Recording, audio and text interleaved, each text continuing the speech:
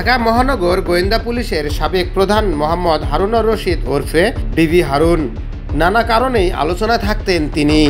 DB অফিসে রাজনৈতিক নেতা থেকে শুরু করে তারকাদের দাওয়াত দিয়ে খাইয়ে হইচই ফেলে দিতেন। একটি ঘটনাকে কেন্দ্র করে চিত্রনায়িকা বিদ্যা সিনহা মিমকেও ফোন করেছিলেন হারুন। এতে ঘাবড়ে যান পরাণখ্যাত নায়িকা। সেদিনের ঘটনা প্রসঙ্গে মিম বলেন, হোয়াটসঅ্যাপে কল দেখে একটু ঘাবড়ে যাই। তিনি কেন আমাকে ফোন করবেন?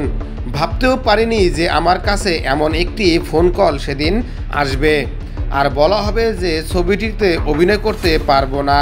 যখন তিনি বলেন তোমার পরিচালক আমার সামনে বসা, তখন বুঝতে বাকি থাকেনি যে ছবিটা বোধহয় আর হবে না। পরিচালক বের হওয়ার পর ফোন করে তা নিশ্চিত হই। সব মিলিয়ে মনটা খুব খারাপ হয়। শিল্পীর জীবনে চ্যালেঞ্জিং চরিত্রে অভিনয়ের সুযোগ সবসময় আসে না।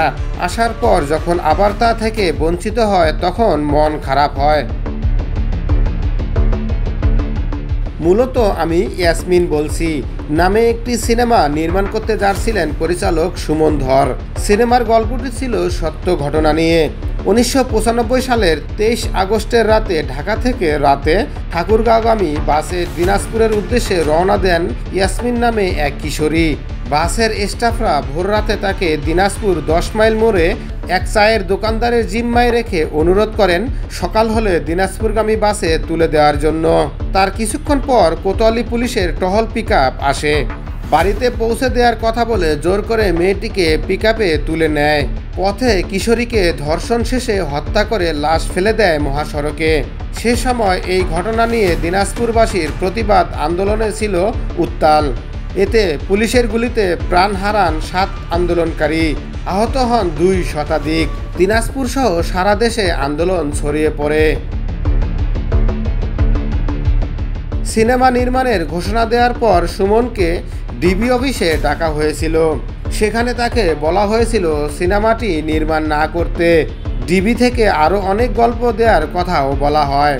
তবে হারুন যে তাকে খুব রাগী গলায় সিনেমাটি করতে না করছেন এমন ছিল না।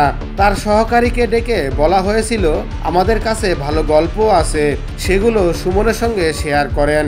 সুমন যেটা পছন্দ করবেন সেটা করবেন, আর সুমনের সঙ্গে যদি স্পন্সর প্রয়োজন হয় আমরা জোগাড় করে দিব। সুমনকে সামনে বসিয়েই মিমের সঙ্গে কথা বলছিলেন হারুন। হারুনের কারণে আটকে থাকা আমি ইয়াসমিন বলছি নামের সিনেমাটির শুটিং হবে বলে জানিয়েছেন পরিচালক।